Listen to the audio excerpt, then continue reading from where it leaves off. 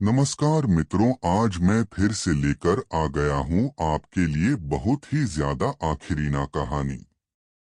दोस्तों, विशाखापट्टनम का सोनू होटल अपनी जगमगाती रोशनी के लिए जाना जाता है। यहाँ के हर एक आदमी को इस बात का अच्छी तरह से पता है कि सोनू होटल किस चीज का नाम है। लेकिन कुछ सालों पहले यही होटल एक भूतिया हुआ करता था। जैसे जैसे टाइम बीता उसके साथ साथ इस होटल के लोगों की चहलकदमी भी बढ़ने लगी और अब यह होटल पूरी तरह से नॉर्मल हो गया। लेकिन सिर्फ यह एक होटल ही नहीं, इस होटल के आसपास कई सारे ऐसे मकान भी हैं जो आज भी हंटेड माने जाते हैं। और शायद यही वजह रहती है कि दिन में जिस होटल के चारों तरफ चकाचौंध भीड़ रहती है, वही होटल रात में पूरी तरह से सुनसान हो जाती है। वैसे तो इस होटल का डेकोरेशन रात के लिए बनाया गया है, लेकिन आसपास की चीजों ने इस होटल को लगभग रात को वीरान सब बना दिया। ऐसा नहीं है कि यहाँ पर लोग रुकना नहीं चाहते। कई बार लोगों ने यहाँ रुकने की भी कोशिश की, लेकिन उनके साथ कुछ ऐसी घटनाएं हुई कि उसके बाद रात में इस होटल के आसपास से गुजरना हर किसी के लिए मुश्किल हो गया। और मैं भी उन्हीं लोगों में से एक था जिसने इस होटल के पास से गुजरते हुए कुछ भयानक चीजों का एहसास किया। तो आइए जानते हैं मेरी जिंदगी से जुड़ा एक ऐसा किस्सा जो इस होटल को डरावना साबित करता है। दोस्तों, मेरा नाम विनय है और मैं पपराली का रहने वाला हूँ और मैं एक क्लिनिक में काम करता हूँ और हर रात को मुझे अपने घर पर जाना पड़ता है। ऐसे में रोज रोज की तरह आज भी अपने रूटीन को जारी रखते हुए मैंने अपने जूते पहने और क्लिनिक से निकल गया। अब तक रात के 9:01 बज चुके थे। आज मुझे घर जाने में थोड़ी देर भी हो गई थी क्योंकि आज पेशेंट कुछ ज्यादा ही भीड़ लगाकर बैठे थे। अब मैं जल्दी से जल्दी घर पहुंचना चाहता था क्योंकि आज रात 12 बजे मुझे अपनी बीवी को उसका बर्थडे विश करना था। ऐसे में अगर आज मैं लेट पहुंचता तो शायद मेरी बीवी का गुस्सा मेरे ऊपर कहर बरसा देता। इसलिए मैं जल्दी से जल्दी घर के लिए निकल गया। मैं रास्ते में कहीं भी रुकना नहीं चाहता था, लेकिन दोस्तों, वह कहते हैं ना कि इत्तेफाक एक ऐसी चीज है जो कभी भी इंसान से रूबरू कर बैठती है। मेरी रफ्तार से चलती हुई बाइक में अचानक खराबी महसूस होने लगी। ऐसा लगा कि बाइक के आगे का पहिया अचानक इधर उधर घूमने लगा। मेरा मतलब कि बाइक का पहिया थोड़ा बहुत टेढ़ा चल रहा था। इसलिए जब मैंने बाइक के पहिए की तरफ देखने की कोशिश की तो पहले तो मुझे कुछ सही से नजर नहीं आया, लेकिन फिर उसके बाद मैंने अपनी बाइक को साइड में रोककर जब देखा तो पाया कि बाइक की रिम बैंड हो चुकी है। इसका मतलब कि अब मेरे लिए दिक्कत बहुत ज्यादा बढ़ चुकी थी। ऊपर से मुझे यहाँ आसपास कोई मैकेनिक की दुकान भी नहीं नजर आ रही थी जहाँ जाकर मैं अपनी बाइक को ठीक करवा सकूं। और ऐसे में मैंने सोचा कि यहाँ पर रुकने से बेहतर होगा कि मैं धीरे धीरे अपनी बाइक को आगे बढ़ाता रहूं और जैसे जैसे मैं आगे बढ़ूंगा तो शायद मुझे कोई मैकेनिक की दुकान नजर आ जाए। वैसे तो मैं इस रास्ते से हर दिन आता जाता रहता था, लेकिन मैंने कभी भी उन दुकानों पर ध्यान ही नहीं दिया क्योंकि थोड़े दिन पहले मैं बस में सफर करता था और जैसे जैसे वक्त बीता तो मैंने एक बाइक खरीद ली और मैं अपनी इसी बाइक से सफर तय किया करता था। ऐसे में मुझे उन दुकानों का ध्यान भी नहीं था जहां पर अक्सर बाइक ठीक की जाती थी।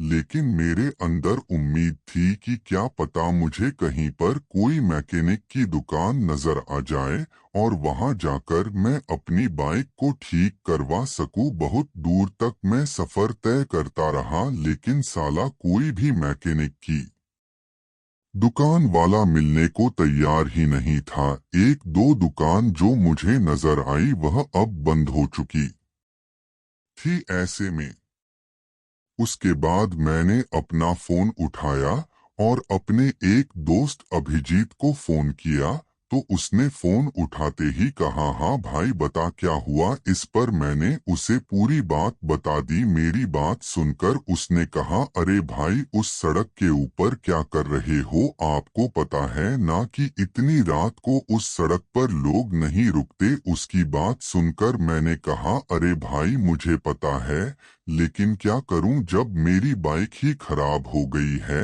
इस पर उसने कहा, अच्छा भाई साहब आप एक काम करो ना, वहां कोई अच्छी जगह ढूंढो और थोड़ी देर के लिए रुक जाओ, मैं किसी को लेकर पहुंचता हूं, क्योंकि मेरी भी बाइक इस टाइम एक मेरा दूसरा दोस्त लेकर गया हुआ है। इस पर मैंने कहा, अरे रुकना क्यों है, मैं धीरे धीरे चलकर तुम्हारे सामने आता हूँ। इस पर उसने कहा, अरे भाई मेरी बात मानो, आप किसी सुरक्षित जगह पर रुक जाओ, वरना आपके साथ जो होगा वह आप सपने में भी नहीं सोच सकते। फिर मैंने उसे कहा, अरे मेरे भाई तू चिंता मत कर और जल्दी से बाइक लेकर पहुंच। इतना कहकर मैंने फोन कट कर दिया। हालांकि मेरा दोस्त आगे कुछ कहना चाहता था, लेकिन मैंने उसकी बात को इग्नोर मार दिया और बिल्कुल चुपचाप उसी तरह से अपनी बाइक को लेकर आगे बढ़ता रहा जैसे पहले चल रहा था। मुझे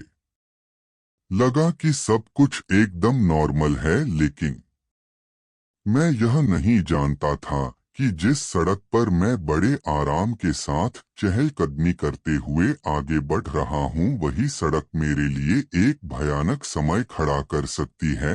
अब तक तो सब कुछ सही चल रहा था, लेकिन फिर अचानक हल्की हल्की हवा ने वहाँ के माहौल को थोड़ा बिगाड़ना शुरू कर दिया। ऐसा लग रहा था कि थोड़ी ही देर के अंदर यहाँ बारिश होने वाली है। आसमान भी अब पूरी तरह से काले बादलों से भर गए थे।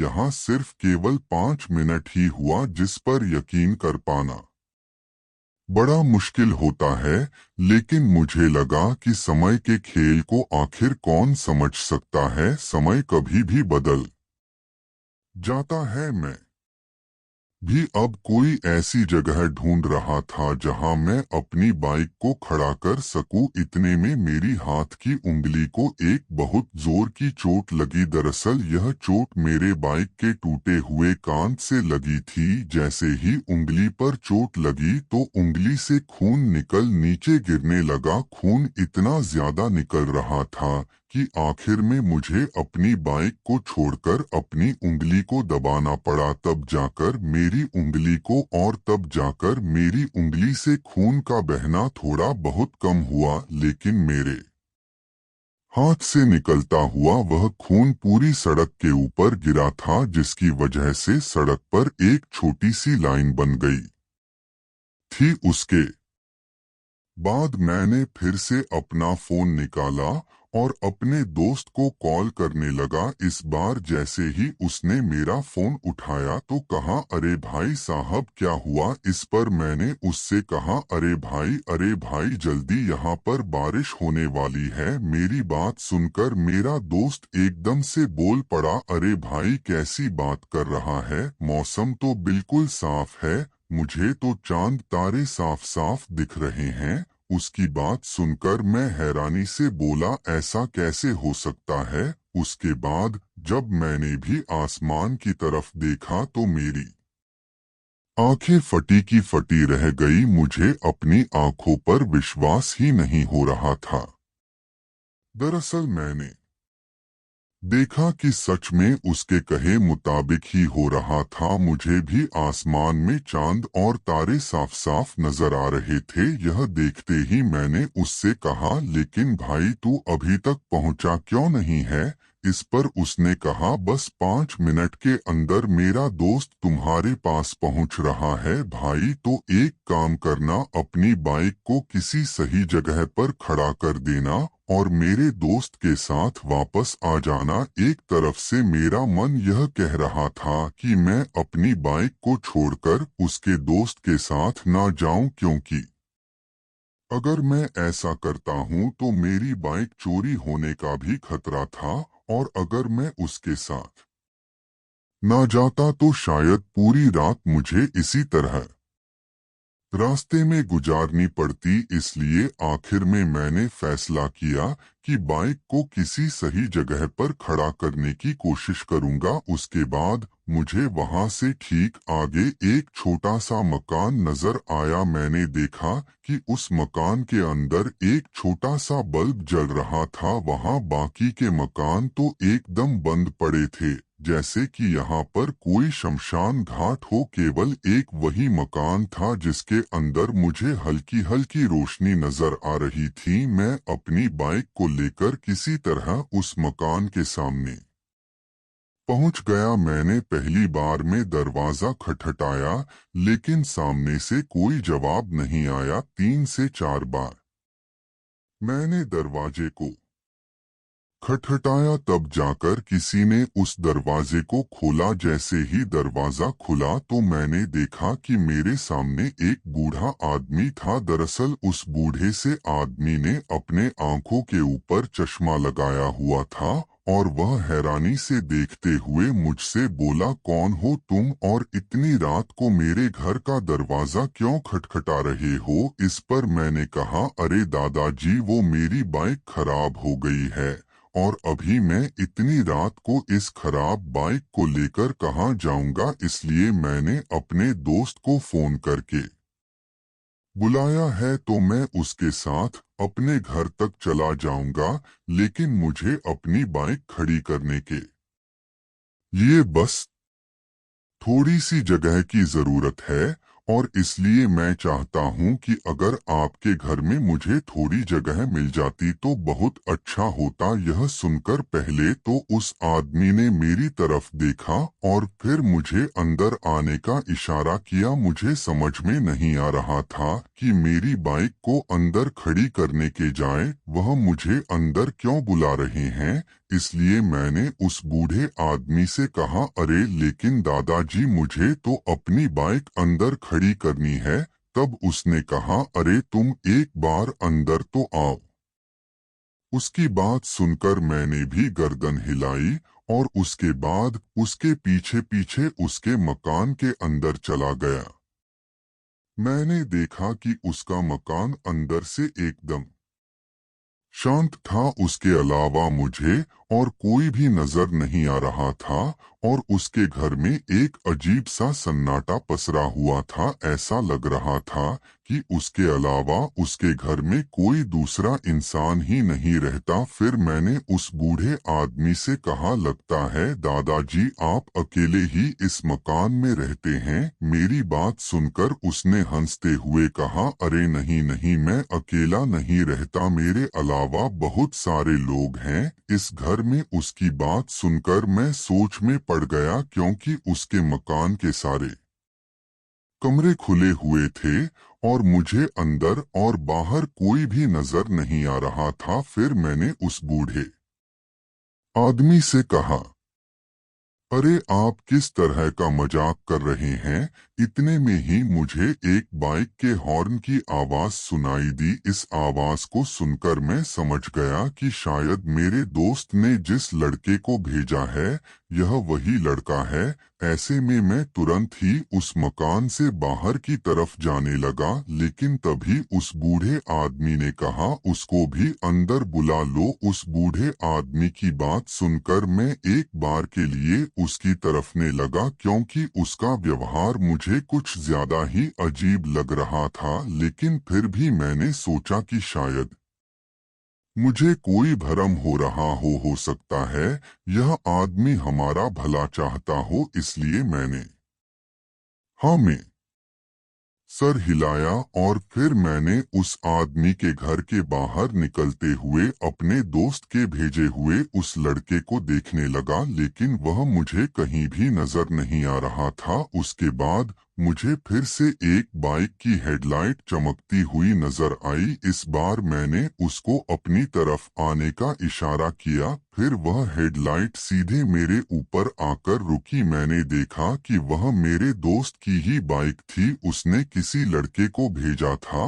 और यह वही लड़का था, इसलिए मैंने उस लड़के को कहा, अरे भाई अंदर आ जाओ। मेरी बात सुनकर वह लड़का थोड़ा सा घबरा गया और फिर उसने कहा, भाई तुम जानते भी हो तुम किस मकान के अंदर हो। उसकी बात सुनकर मैंने हंसते हुए कहा, अरे भाई इसमें जानने वाली कौन सी बात है, वह देखो वह दादाजी तुम्हें अंदर बुला रहे हैं। मेरे इतना कहते उस लड़के के पसीने छूटने लगे, उसका पूरा माथा पसीने से भीग गया था। वह वहां से बाइक स्टार्ट करके जाने ही वाला था कि तभी मैं जल्दी से भागा और बाइक की चाबी निकाल ली, लेकिन वह लड़का इतनी बुरी तरह से डरा हुआ था कि वह कुछ बोलने के मूड में नहीं था। फिर मैंने उस लड़के से कहा, अरे भाई तुझे हुआ क्या है, यह तो बता। फिर उसने कहा, भाई जरा ऊपर तो देखो। जैसे ही उसने उस कमरे के ऊपर की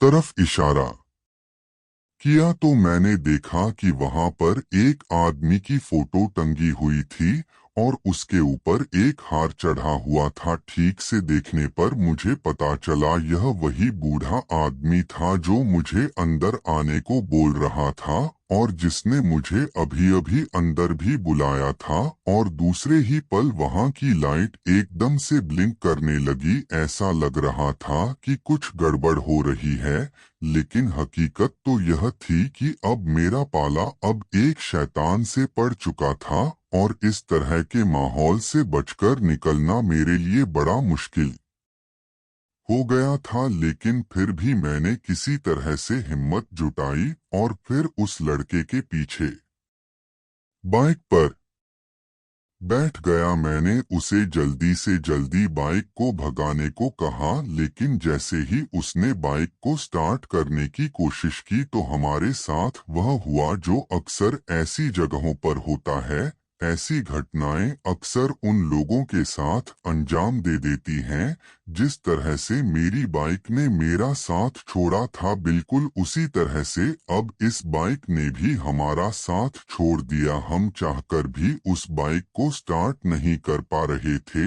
इसी बीच उस लड़के ने कहा, भाई आप जोर से धक्का दीजिए, मैं क्लच लेकर इसको स्टार्ट करने की कोशिश करता हूँ। मैंने भी ठीक वैसा ही किया और इस बार हमारी यह तरकीब काम कर गई। बाइक तो स्टार्ट हो चुकी थी, लेकिन जैसे ही मैं बाइक पर बैठा तो एक्सीलेटर दबाने के बावजूद बाइक आगे नहीं बढ़ पाई। यह चीज अब हमें फिर से परेशान करने लगी थी। हालांकि उसके बाद मैंने जैसे ही पीछे पलटते हुए देखा तो मेरी आंखें चौंधी आ गई। मैंने देखा कि बाइक को उस बुजुर्ग आदमी ने पीछे से पकड़ रखा था। उस आदमी को अपने पीछे देखकर मेरी भी हिम्मत जवाब दे रही थी, क्योंकि मैं इस बात को अच्छी तरह से जानता था कि पीछे की तरफ से जिस शख्स ने हमारी बाइक को पकड़ा हुआ है वह एक मृत आदमी है और अक्सर मरने के बाद इंसान की ताकत 10 गुना ज्यादा बढ़ जाती है, क्योंकि वह एक प्रेत बन जाता है। शायद यही एक वजह थी कि उसने बाइक को एक हाथ से पकड़ा हुआ था। बाद में मैंने उस 80 साल के बुढ़े आदमी से अपनी जान की भीख मांगी, लेकिन वह किसी भी हालत में मुझे छोड़ने के लिए तैयार नहीं था। उसका वह भयानक रूप मुझे अंदर ही अंदर बुरी तरह से डरा रहा था। फिर मैंने उस आदमी से कहा, हमने तुमरा क्या बिगाड़ा है। इससे पहले कि मैं कुछ और बोल पाता उसने हमारी बाइक को पीछे की तरफ खींचना शुरू कर दिया। वह हमारी बाइक को इस तरह घसीट रहा था कि ना तो हम अपनी बाइक से नीचे उतर सकते थे और ना ही बाइक को आगे बढ़ा सकते थे। जितनी रफ्तार से बाइक आगे जानी चाहिए थी उससे भी ज्यादा रफ्तार से बाइक पीछे चली गई और थोड़ी ही देर के बाद हम ठीक उसके मकान के सामने जाकर खड़े हो गए। इतने में ही वह आदमी भी वहां से गायब हो गया। उस आदमी को गायब होता हुआ देखकर मैंने उस लड़के को फिर से कहा कि बाइक को वापस से भगा। उसने भी ठीक वैसा ही किया। उसने उस आदमी के घर के करीब से बाइक को फिर से भगाना शुरू कर दिया और अब हम किसी भी रफ्तार के साथ बस यहाँ से निकलना चाहते थे। हमें लगा कि इस बार हम यहाँ से निकलने में कामयाब हो जाएंगे, लेकिन एक बार फिर से हमें वही महसूस हुआ जो थोड़ी देर पहले हुआ था। फिर से हमारी बाइक एकदम से रुक गई। इस बार मुझे एहसास हो गया था कि किसी ने बाइक को पकड़ा है। इसलिए मैंने उस लड़के के कंधे पर हाथ रखते हुए कहा, अरे भाई क्या कर रहा है, छोड़ इसे, चल पैदल भागते हैं। मैंने तो तुरंत ही बाइक को छोड़ दिया और वहां से भागने लगा। मुझे सामने की तरफ पीपल का एक बड़ा सा पेड़ नजर आ रहा था। पता नहीं क्यों, लेकिन उस पीपल के पेड़ के चारों तरफ धागे बंधे हुए थे। अक्सर उस तरह के धागे हम भगवान की पूजा करने पर बांधते हैं। एक बार के लिए मुझे लगा कि शायद यह पीपल का पेड़ मेरे लिए एक सही स्थान है और मैं यहाँ पर 2 मिनट रुककर थोड़ा आराम कर सकता हूँ। मैंने भी ठीक वैसा ही किया। मेरे साथ साथ वह लड़का भी उस पीपल के पेड़ के नीचे आकर बैठ गया। हम दोनों अब लंबी लंबी सांस ले रहे थे। इतने में ही वह आदमी हमें अपने पीछे पीछे आता हुआ नजर आया। उसके कदमों की रफ्तार धीमी पड़ चुकी थी, लेकिन वह उस पीपल के पेड़ से करीब 20 से 30 मीटर दूर ही खड़ा हो गया। यानी कि यहाँ से एक बात तो साफ हो गई थी कि यह आदमी इस पीपल के पेड़ के नीचे नहीं आ सकता था। इसलिए मैं और मेरे दोस्त का भेजा हुआ लड़का हम दोनों उसी पेड़ के नीचे बैठे रहे जब तक पूरी तरह से अंधेरा नहीं हट गया। हम दोनों ने वहां से अपने कदम नहीं हिलाए और पूरी रात वहीं पर बैठे बैठे बिता दी। हालांकि पूरी रात में हमें बहुत भयंकर डर का एहसास हुआ, लेकिन हमारी जिंदगी बचाने के तजुर्बे ने हमें वहां से एक पल के लिए भी खड़ा नहीं होने दिया और यह कोशिश हमें हमारी दूसरी जिंदगी दे पाई। दोस्तों, सच कहूं तो मैंने अपनी जिंदगी में पहले कभी इस तरह की घटना महसूस नहीं की थी और इस घटना के घटित होने के बाद फिर कभी भी दोबारा इस तरह की चीजों का एहसास नहीं किया। जिंदगी में एक बार मैं अपने मुश्किल दौर से गुजर चुका हूँ जहाँ से मैंने अपनी दूसरी जिंदगी हासिल की। कहते हैं कि वह कोढ़ा आदमी लोगों को अपने घर में बुलाकर उनका मांस खाता था। अब इस बात में कितनी सच्चाई है और कितना झूठ यह तो मुझे मालूम नहीं, लेकिन जिस तरह से वह हमारे पीछे पड़ा था शायद लोगों के साथ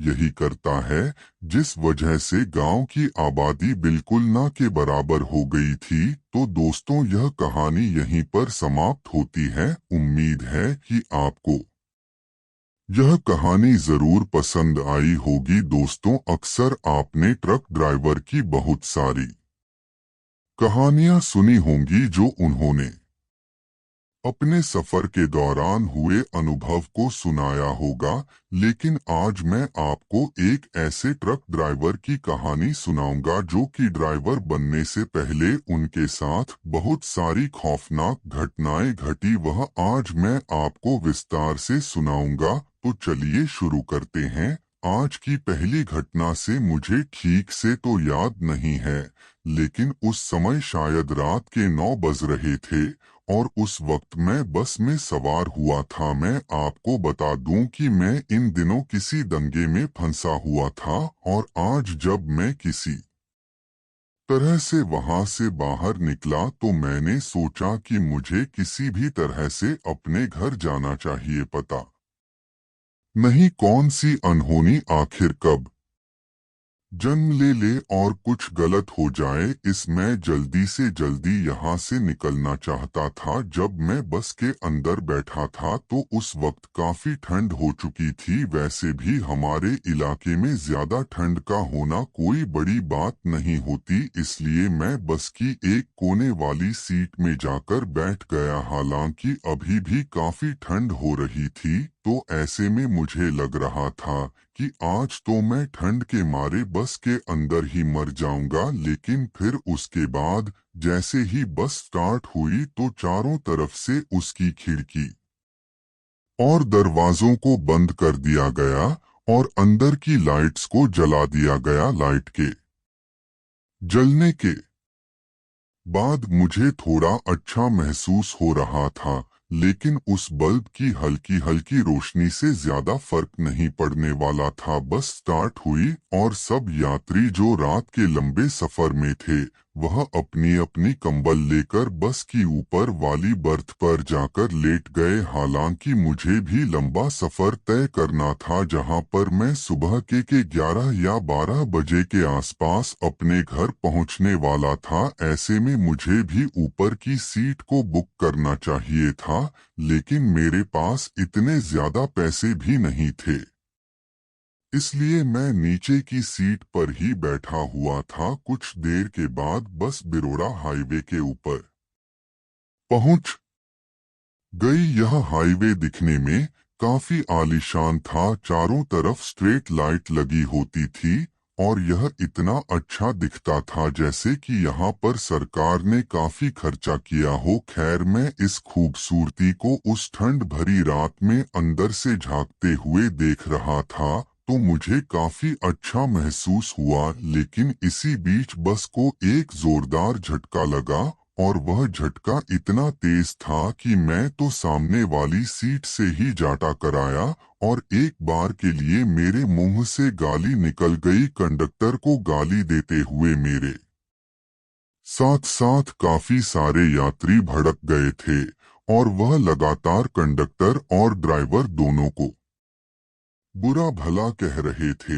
लेकिन जैसे ही कंडक्टर को एहसास हुआ कि बस के यात्रियों को भड़कने में अब ज्यादा टाइम नहीं लगेगा, तो उसने माफी मांगते हुए कहा कि बस के अंदर अचानक से कोई खराबी हो गई है और बस अचानक से बंद हो गई। लगता है कि ब्रेक में या फिर कहीं पर प्रॉब्लम हुई है।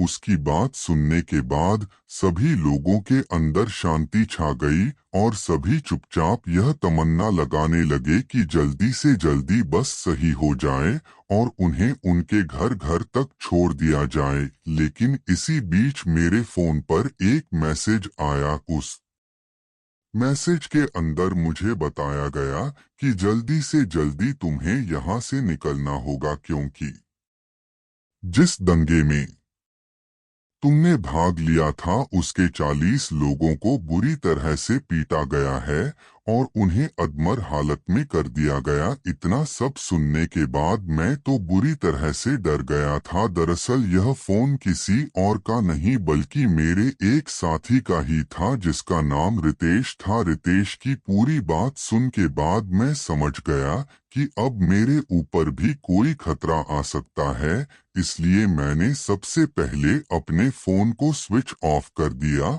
और उसके बाद उसके अंदर से सिम निकालकर अपने जेब में डाली, क्योंकि मैं समझ गया था कि अब तो पक्का कुछ ना कुछ होने वाला था। शायद वह लोग हम लोगों का पीछा करते हुए यहाँ तक भी आ सकते थे। उसके बाद बस के ड्राइवर साहब ने बस को स्टार्ट करने की काफी कोशिश की, लेकिन बस स्टार्ट ही नहीं हो रही थी और ऐसा लग रहा था कि बस के अंदर कोई बहुत बड़ी खराबी आ गई थी। शायद अब बस को स्टार्ट होने में 2 से 3 घंटे भी लग सकते थे। जब कंडक्टर ने हमें यह सूचित किया कि बस को ठीक होने में काफी टाइम लगने वाला है, तो मैं तो और भी ज्यादा घबरा गया और उसी समय मैंने ठान लिया कि मुझे यहाँ पर 2 घंटे तो छोड़ो, आधा मिनट भी नहीं रुकना। और मैंने इसी वक्त उस बस से नीचे उतरना ठीक समझा और कंडक्टर को बिना किराया दिए नीचे उतर गया। जैसे ही कंडक्टर ने मुझे जाता हुआ देखा तो उसने मुझे टोका, लेकिन मैं किसी से रुकने वाला नहीं था। पीछे से आवाज देते हुए उस कंडक्टर ने बताया, अरे भाई साहब, उस तरफ मत जाओ, उस तरफ आपके लिए सेफ्टी नहीं होगी। लेकिन मैं किसी की बात सुनने के मूड में नहीं था, क्योंकि उस वक्त मुझे अपनी जान की पड़ी थी। और जैसे जैसे मैं आगे बढ़ रहा था वैसे वैसे वह कंडक्टर और भी ज्यादा चिल्ला रहा था। फिर उसके बाद मुझे लगा कि शायद यह कंडक्टर इसलिए चीख रहा है क्योंकि यह सोच रहा होगा कि मैं इसकी बस में जाऊंगा तो इसका मुनाफा हो जाएगा। लेकिन मैं अब उसकी एक भी बात सुनने के लायक नहीं बचा था। बस मुझे किसी भी तरह से कोई ऑटो पकड़कर यहाँ से निकलना था। उसके लिए मैं कितना भी पेमेंट करने को तैयार था। उसके बाद मैं एक कच्ची रोड पर पहुँच गया। उस रोड पर पहुँचते ही ना जाने कहाँ से लेकिन एक छोटी सी अल्टो गाड़ी मेरे बगल में आकर रुक गई। उस गाड़ी को देखते ही ऐसा लग रहा था कि शायद इसके अंदर कोई भला आदमी है, वरना इस तरह रात में कोई भी अपनी गाड़ी किसी के पास नहीं रोकता है। जैसे ही मैंने देखा कि उसने मेरे बगल में लाकर गाड़ी को रोक दिया था और दरवाजा भी खोल दिया था तो मैं हैरान हो गया, क्योंकि गाड़ी से महज में 6 से 7 फीट पीछे ही खड़ा था। लेकिन उसके बाद जैसे ही मैं उसके दरवाजे की तरफ जाने वाला था तो अचानक से उस अल्टो गाड़ी के अंदर से किसी ने एक बोरी को बाहर फेंक दिया और मैंने देखा कि उस बोरी के अंदर मुझे कुछ नजर आ रहा था। हालांकि अंधेरा होने की वजह से मैं ज्यादा ठीक से तो नहीं देख पाया, लेकिन मैं इतना तो समझ गया था कि जिसने भी यह चीज बाहर फेंकी थी, मैं उस आदमी का चेहरा एक बार देखना चाहता था, मगर मैं नाकाम रहा। मैंने कोशिश तो की थी कि मैं एक बार उस आदमी का चेहरा देख सकूं, लेकिन मैं उसे ठीक से देख नहीं पाया और वह अपनी गाड़ी को स्पीड में निकालकर वहां से आगे बढ़ गया। फिर मेरी नजर उस बोरी के ऊपर टिक गई। मुझे समझ नहीं आ रहा था कि इसके अंदर क्या होगा। फिर मैं जल्दी से भागा और उस बोरी के पास पहुंचा। मैं उसे खोलना तो नहीं चाहता था, लेकिन फिर मैंने सोचा कि आगे जो होगा वह देखा जाएगा। एक बार मुझे इसे खोलकर देखना तो चाहिए। फिर जैसे ही मैं उसे खोलने के लिए अपने हाथ आगे बढ़ाने वाला था तो उसके अंदर मुझे कुछ हलचल सा महसूस होने लगा कि उसके अंदर कोई जीवित चीज थी। एक बार के लिए तो मैं डर गया था, लेकिन किसी तरह से मैंने डरते डरते उसे खोलने की कोशिश की। जैसे जैसे मैं उसको खोलने जा रहा था वैसे वैसे मेरे दिल की धड़कन भी तेज होती जा रही थी। ना जाने क्यों, लेकिन मुझे अजीब सा लग रहा था।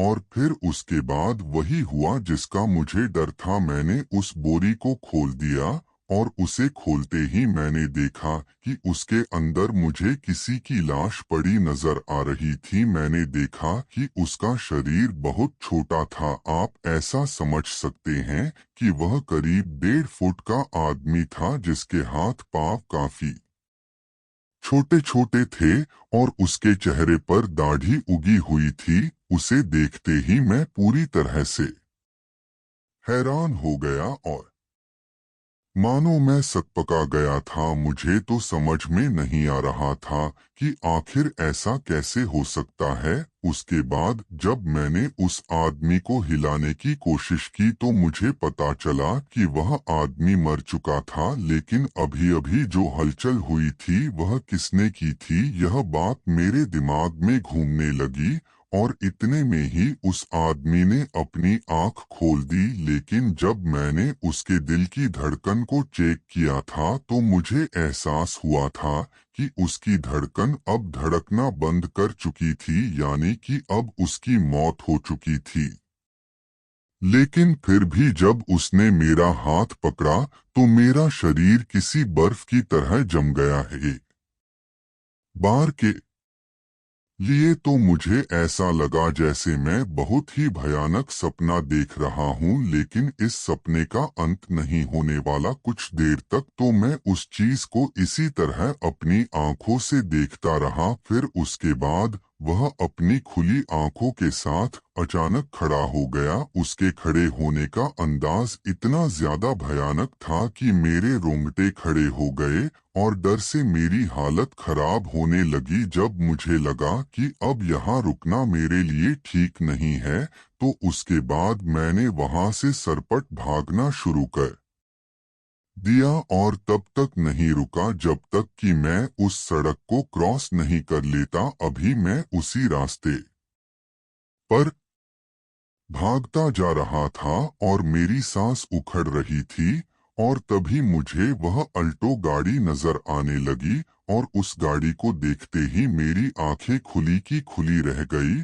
और एक बार के लिए मुझे तसल्ली मिली और मुझे लगा कि शायद इस गाड़ी के अंदर बैठकर मैं अपनी जान बचा सकता हूँ। मगर जैसे ही मैं उस गाड़ी के पास पहुंचा और वहां जाकर जो मैंने देखा उसे देखने के बाद मुझे फिर से ऐसा लगा जैसे मैं अपनी लाइफ की बस कुछ आखिरी बची हुई सांस गिन रहा हूँ और फिर मेरी जिंदगी खत्म होने वाली है। क्योंकि वहां जाकर मैंने देखा कि उस अल्टो गाड़ी की हालत बिल्कुल भी ठीक नहीं थी। पूरी तरह से उस गाड़ी को देखकर ऐसा लग रहा था जैसे कि उस गाड़ी की स्थिति काफी सालों पहले ही खराब हो गई थी।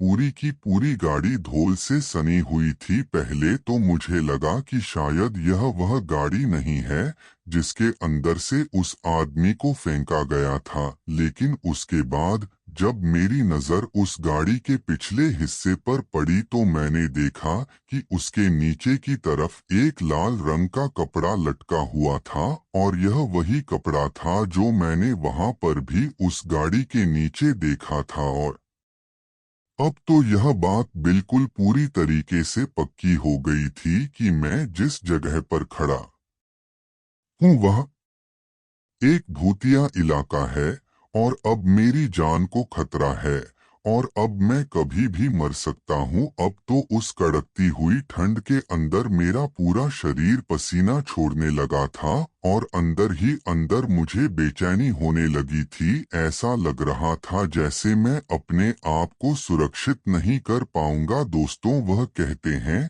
ना कि जब हमारे पीछे मुसीबतें बढ़ती हैं तब हमारे लिए भगवान कुछ रास्ते तो खोल ही देता है जिससे हमारी जान बच सके। लेकिन कभी कभार ऐसा भी वक्त आता है जब हम चाहकर भी अपनी जान नहीं बचा सकते।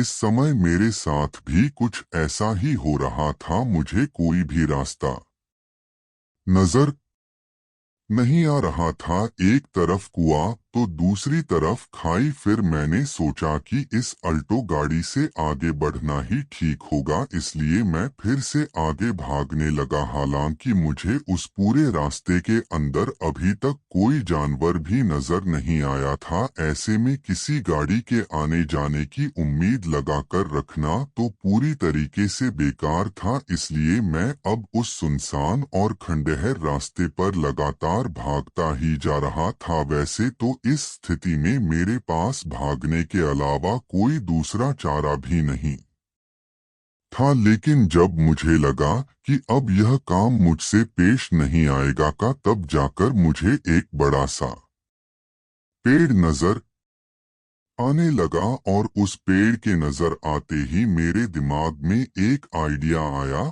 और मैंने सोचा कि अब इस आइडिया को आजमाना ही मेरे लिए सही हो सकता था। इसलिए मैं उस पेड़ के नीचे जाकर बैठ गया। मुझे लगा था कि इस पेड़ के नीचे आने के बाद शायद मैं किसी को नजर नहीं आऊंगा, लेकिन यह सिर्फ मेरी एक गलतफहमी थी। अचानक मुझे ऐसा लगा जैसे किसी ने मेरे पाँव को पकड़ लिया हो, और इस बार मेरा पाँव किसी ने ऊपर से नहीं बल्कि जमीन के अंदर से पकड़ा था, और वह मुझे जमीन के अंदर खींच रहा था। अब लगभग लगभग मेरा शरीर जमीन के अंदर जा चुका था, और ऐसा लग रहा था कि धीरे धीरे मैं पूरा का पूरा गर्दन समेत जमीन के अंदर समा जाऊंगा। लेकिन इससे पहले कि एक कार की हेडलाइट मुझे टकराने लगी, मुझे नहीं पता कि यह भला आदमी कौन था जो इस स्थिति में मुझे बचाने के लिए मेरी तरफ आ रहा था। देखते देखते उस आदमी की गाड़ी बिल्कुल मेरे सामने आकर रुक गई, लेकिन नीचे से मुझे ऐसा लग रहा था जैसे कि मुझे कुछ कीड़े काट रहे थे। मेरे पूरे के पूरे शरीर के अंदर अजीब सा दर्द हो रहा था, और मुझे गीला गीला भी महसूस होने लगा था, जो शायद खून था। उसके बाद ना जाने क्यों, लेकिन मुझे कमजोरी आने लगी, जिसकी वजह से मैं बेहोश हो गया। और फिर जब मेरी आंख खुली तो मैंने देखा कि मैं हमारे इलाके के सबसे बड़े हॉस्पिटल में था, और वहां पर मेरे घर वाले मुझे होश में आता हुआ देखकर काफी खुश नजर आ रहे थे। बाद में मैंने उनको पूरी बात बताई। जब उन्होंने मेरी घटना को सुना तो उनके भी रोंगटे खड़े हो गए। लेकिन जिस आदमी ने मेरी जान बचाई थी, फिर उस आदमी ने बताया कि उस रास्ते पर लोगों के साथ ऐसा ही होता है। पहले तो उन्हें कोई छोटी सी गाड़ी नजर आती है जो अल्ट कंपनी की गाड़ी होती है, और उसके बाद वह गाड़ी अचानक से किसी चीज को बाहर फेंक है, और जो उसे हाथ लगाता है वह उसे जिंदा जमीन में गाड़ कर उसकी गर्दन काट देती है। यह सुनकर मैं बुरी तरह से सहम उठा, लेकिन उस दिन मेरी जान बची थी तो सिर्फ उस आदमी की वजह से। दोस्तों, मुझे नहीं पता कि उस आदमी ने मेरी जान आखिर क्यों बचाई थी, लेकिन जब मैं उस दिन के बारे में सोचता हूँ तो मुझे एहसास होता है कि दुनिया में आज भी इंसानियत जिंदा है। तो आइए दोस्तों, बढ़ते हैं अपनी दूसरी कहानी की ओर। डर, खौफ और हैवानियत से बना एक ऐसा इलाका जिसमें आज तक जिसने भी जाने की हिम्मत की वह वापस नहीं लौटा। कहते हैं कि वह इलाका इतना ज्यादा खौफनाक था कि लोग उसके नाम से भी डर जाते थे। लेकिन कुछ लोगों का दिमाग सटका हुआ होता है, और अक्सर वही लोग इस तरह के काम को अंजाम दे बैठते हैं। पार्टी से आते समय मेरे साथ मेरा दोस्त तेजस था। हम दोनों पार्टी खत्म करने के बाद बस अपने घर की तरफ लौट रहे थे। अब हमारा घर यहाँ से ज्यादा दूर नहीं था, लेकिन घर की तरफ लौटते वक्त मेरे दिमाग में वहां की सुनसान पड़ी जगह को देखकर एक बात याद आई। इसलिए मैंने अपने दोस्त तेजस से कहा, भाई मैंने सुना है कि वीरत शाह नाम के उस इलाके से गुजरना अपनी मौत को दावत देने जैसा है।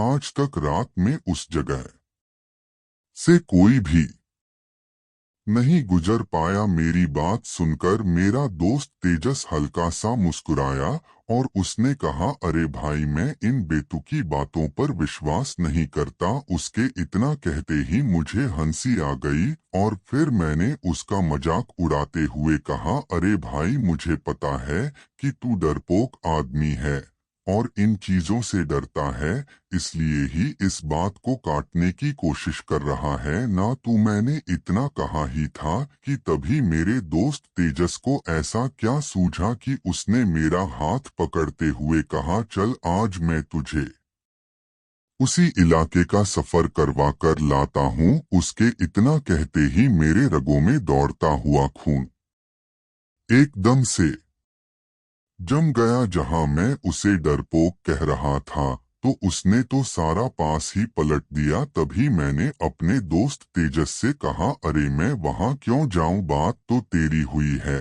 लेकिन वह मेरी बात सुनने के मूड में नहीं था। उसने मेरा हाथ पकड़ा और मुझे जानबूझकर घसीटते हुए उस इलाके की तरफ ले जाने लगा। वह जगह यहाँ से ज्यादा दूर नहीं थी। मेरे दोस्त तेजस का कहना था कि आज रात हम उसी रास्ते से होते हुए अपने घर जाएंगे। मुझे डर तो बहुत लग रहा था, लेकिन वह घसीटते हुए मुझे उस रास्ते पर ले आया था जहां से मुझे उसके साथ उस इलाके का सफर करना था। फिर मैंने भी हिम्मत जुटाई और फिर सोचा कि अब जो आगे होगा वह देखा जाएगा। फिर मैंने तेजस से कहा, देख भाई, मैं किसी से नहीं डरता। अगर तुझे अपनी जान की परवाह है तो चल वापस लौट चलते हैं। मेरी बात सुनकर तेजस जोर जोर से हंसते हुए बोला, आज तो मैं तुझे उस रास्ते से जाकर ही दिखाऊंगा।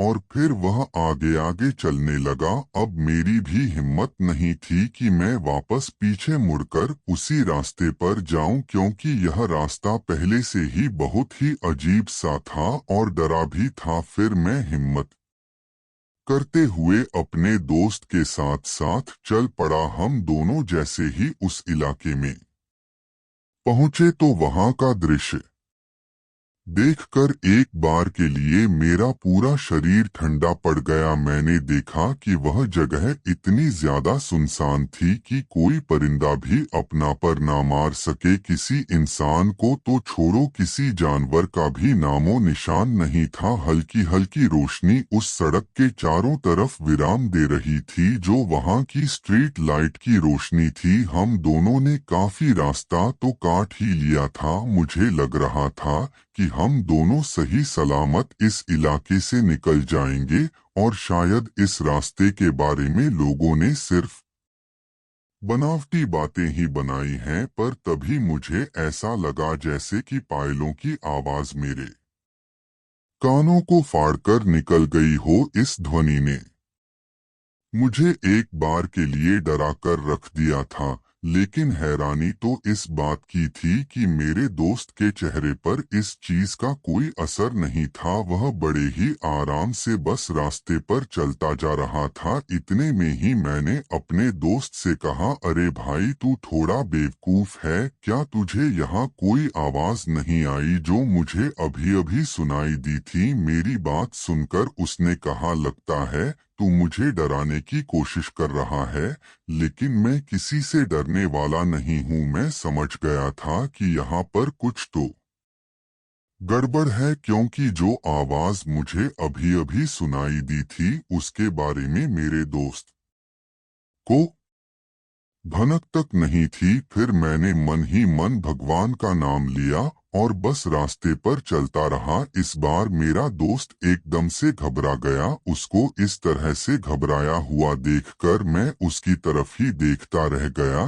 तभी उसने कहा, भाई, यहाँ से जल्दी निकल, यह इलाका ठीक नहीं है। उसके मुंह से यह बात को सुनकर मुझे हंसी भी आ रही थी, साथ ही मुझे डर भी लग रहा था, लेकिन यह समय हंसी मजाक करने का नहीं था। उसके बाद हम दोनों वहां से सरपट भागने लगे। हम थोड़ी दूर आगे आए ही थे कि हम दोनों को सड़क के बीचों बीच में एक गहरा गड्ढा नजर आने लगा। आज से पहले मैंने कभी भी इस रास्ते पर सफर नहीं किया था, तो ऐसे में मुझे यह मालूम नहीं था कि यह गड्ढा कितना विशाल होगा। मुझे लगा था कि यह कोई छोटा मोटा गड्ढा होगा और मैं इसके ऊपर से आसानी से कूद जाऊंगा, लेकिन जैसे ही मैंने उस गड्ढे के ऊपर से छलांग लगाई तो उसके साथ ही मैं जोर से उस गड्ढे के अंदर ही गिर पड़ा, क्योंकि जैसा मैंने सोचा था वह गड्ढा उससे कई ज्यादा गहरा था। उसके अंदर गिरते ही मुझे बहुत तेज का झटका महसूस हुआ। वह झटका इतना ज्यादा तेज था कि एक बार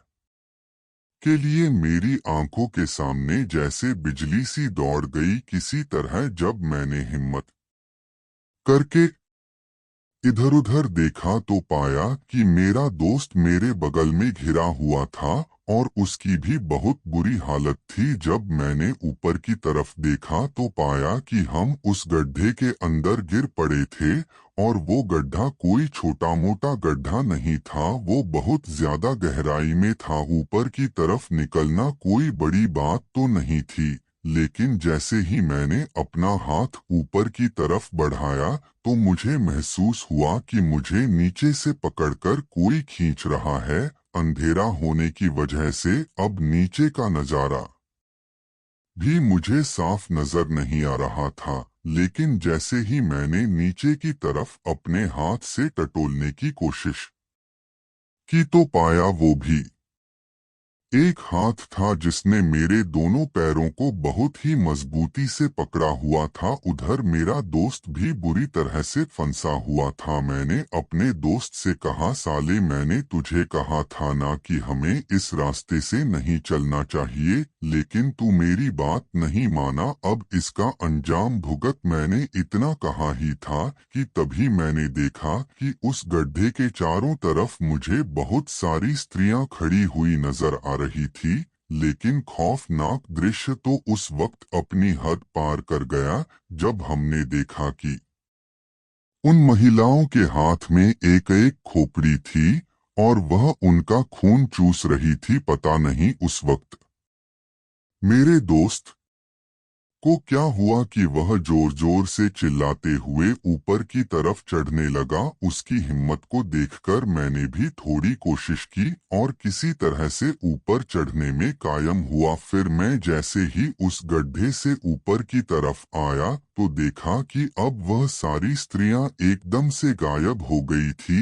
एक बार के लिए मुझे चैन की सांस मिली और उसके बाद मैंने अपने दोस्त की तरफ इशारा करते हुए कहा, हमें यहाँ से जल्दी से भागना होगा।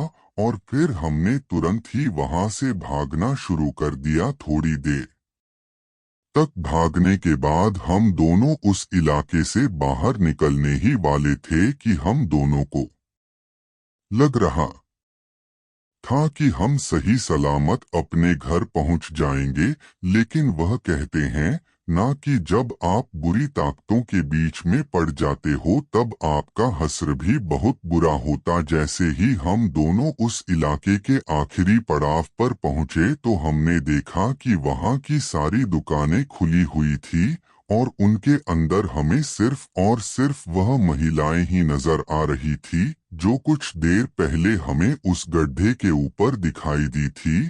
और वह सभी हमारी तरफ देखकर एक अजीब सी मुस्कान दे रही थी। मुझे उनका यह तरीका बहुत ही डरावना लग रहा था, मगर मैंने किसी तरह हिम्मत करके आगे बढ़ना ही ठीक समझा। अभी हम दोनों कुछ दूर पहुंचे ही थे कि तभी हमें पीछे से आवाज आई, अरे साहब जी, इतनी भी क्या जल्दी है, जरा रुको तो सही, हम आपका स्वागत तो करें। जैसे ही हमने पीछे की तरफ पलटकर देखा तो हमारी आंखें फटी की फटी रह गई। यह एक महिला थी जिसके हाथ में एक धारदार ऊरा था। उसके लियों को देखकर हमें यह बात समझ में आ रही थी कि वह हमारे लिए कितनी ज्यादा खतरनाक हो सकती थी। तभी मैंने ने दोस्त का हाथ पकड़ा और उसे वहां से भागने का इशारा किया, पर जैसे ही हम सामने की तरफ भागे तो फिर से हमें वही बहुत सारी महिलाएं अपने सामने खड़ी हुई नजर आने लगी। उन सभी का चेहरा खिला हुआ था और वह हंसते हुए हमारी ओर देख रही थी, लेकिन हम समझ पा रहे थे कि उनके हंसने का कारण सिर्फ और सिर्फ हमारी मौत ही है। तभी वहां एक बहुत ही तेज रोशनी चमकने लगी। वो रोशनी इतनी ज्यादा तेज थी कि हमारी आंखों को बर्दाश्त नहीं हुई और फिर कुछ पल के लिए मैंने अपनी आंखें बंद कर ली। जैसे ही हम दोनों ने अपनी आंखें खोली तो पाया कि हम दोनों एक रूम में थे। वह रूम पूरा का पूरा धुएं से भरा हुआ था, जिससे मुझे खांसी भी आ रही थी। मेरी हालत बहुत ही गंभीर हो रही थी। ऊपर से मुझे उस कमरे से निकलने का कोई रास्ता भी नजर नहीं आ रहा था। तभी मेरे दोस्त ने मेरा हाथ पकड़ते हुए मुझे ऊपर की तरफ इशारा किया। मैंने देखा कि वहां पर एक जाली थी और उसके अंदर काफी सारे छेद थे। उस जाली को तोड़कर निकलना थोड़ा मुश्किल काम था, लेकिन हमारे पास इसके अलावा और कोई दूसरा रास्ता भी नहीं था। हम दोनों को शायद इस कमरे के अंदर इसलिए ही बंद किया गया था कि हम इस धुएं के अंदर घुट घुट कर मर जाएं। वह सफेद रंग का धुआं अब बढ़ता ही जा रहा था। अब जोरदार धुएं के चलते अब सांस लेने में भी तकलीफ हो रही थी। इधर हम दोनों की कोशिश जारी थी कि हम किसी तरह से उस जाली को तोड़ दे, लेकिन हैरानी तो इस बात की थी कि उस जाली के अंदर छेद होने के बावजूद भी वह सफेद धुआं उस कमरे से बाहर नहीं निकल रहा था। इतने में ही मुझे ऐसा लगा कि हम दोनों के आजू बाजू में कोई अपनी पायलों की आवाज के साथ इधर उधर घूम रहा है। फिर अचानक किसी ने मेरे कंधे को पकड़ा और फिर मुझे पीछे खींच लिया। जैसे ही मैंने पलटकर देखा तो पाया कि उस बेहद हल्की हल्की रोशनी में मुझे एक डरावनी महिला का चेहरा नजर आ रहा था। उसका पूरा चेहरा खून से सना हुआ था और वह काफी गुस्से में लग रही थी। इस बार उसने सीधा मेरी गर्दन को दबोच लिया और मुझे हवा में उठा दिया। शायद इस तरफ मेरे दोस्त का भी यही हाल था। हम दोनों की सांस अब ऊपर नीचे हो रही थी और फिर कुछ पल के लिए मेरी आंखों के सामने अंधेरा छा गया। उसके बाद क्या हुआ मुझे नहीं मालूम। फिर जैसे ही मेरी आंख खुली तो मैंने देखा कि मैं ठीक उसी जगह पर नीचे गिरा हुआ था जहां से हम दोनों की आंखें बंद हुई थी। उधर मेरा दोस्त भी बुरी हालत में था। हम दोनों को समझ नहीं आ रहा था कि हम उस कमरे से बाहर कैसे निकले। सच में यह इलाका बहुत ही ज्यादा मायावी था। यहाँ पर कुछ भी हो सकता था। हम दोनों की हिम्मत तो नहीं थी कि अपनी जगह से उठ सके, लेकिन किसी तरह अपनी जान बचाने के लिए हम उठकर बैठ गए। जब हमने आजू बाजू में देखा तो हमें वहां पर कोई भी नजर नहीं आया, लेकिन एक बात तो साफ हो गई थी कि अगर हम जल्दी से जल्दी यहाँ से नहीं निकले तो फिर बाकी लोगों की तरह आज हमारी भी जान जाने वाली थी।